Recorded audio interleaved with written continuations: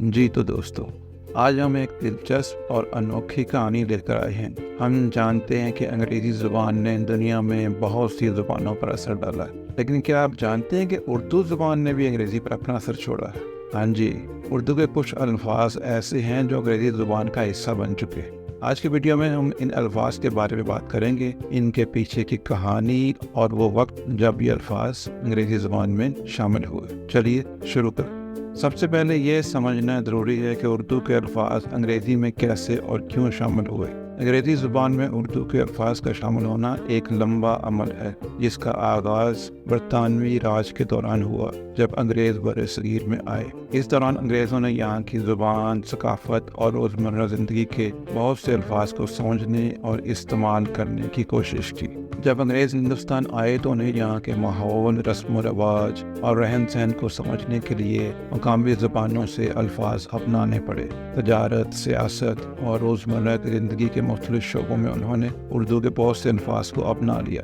یہی وجہ ہے کہ آج انگریزی میں ایسے کئی الفاظ ملتے ہیں جن کی جڑیں اردو زبان میں ہیں۔ اس دور میں برطانوی افسران اور سیاح ہندوستان کے مختلف علاقوں میں سفر کرتے تھے اور وہاں کی زبان اور کلچر سے متاثر ہوتے تھے۔ انگریزی زبان میں اردو کے کئی الفاظ شامل ہونے کی ایک وجہ یہ بھی ہے کہ وہ یہاں کی مخصوص اشیاء اور تصورات کو بیان کرنے کے لیے ان الفاظ کو استعمال کرتے تھے جو ان کے پاس ان کی اپنی زبان یعنی انگریزی میں نہیں تھے۔ چلیے اب ان اردو الفاظ کی فہرست پر نظر ڈالتے ہیں جو انگریزی زبان کا حصہ بن چکے ہیں۔ یہ الفاظ ہماری روزمرہ کی گفتگو میں بھی سننے کو ملتے ہیں اور بہت سے لوگوں کو اس بات کا اندازہ بھی نہیں ہوتا کہ یہ دراصل اردو زبان سے آئے ہیں۔ بازار۔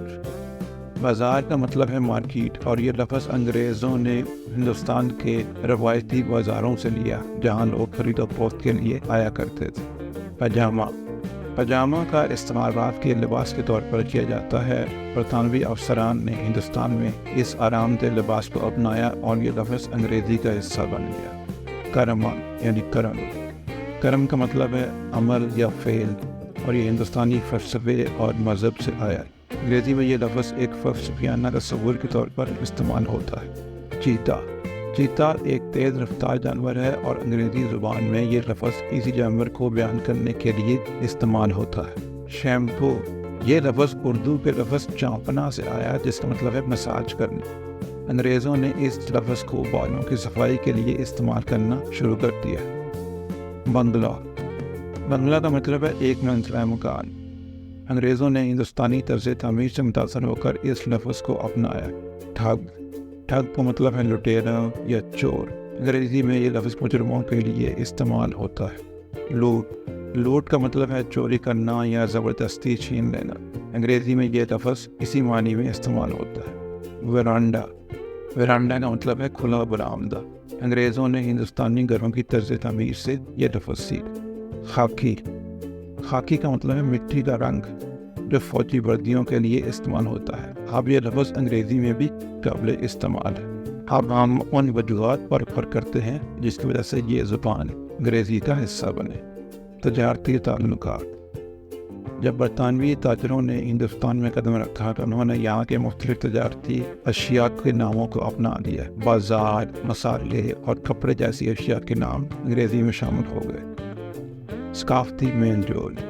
ثقافتی میل جول نے بھی انگریزی میں اردو الفاظ کے داخلے میں اہم کردار ادا کیا۔ جب انگریز ہندوستانی ثقافت سے متاثر ہوئے تو انہوں نے یہاں کی زبان کے کچھ الفاظ اپنی زبان میں شامل کر لیے۔ تاریخی حکمرانی۔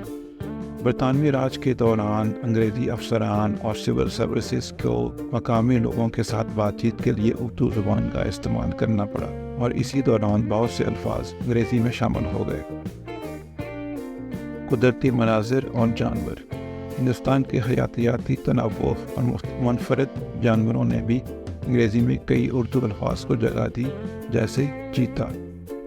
ان الفاظ کے ذریعے اردو نے انگریزی زبان کو بھی متاثر کیا۔ یہ الفاظ نہ صرف زبان کے اعتبار سے اہم ہیں بلکہ وہ دونوں قوموں کے درمیان رابطے کی علامت بھی ہیں۔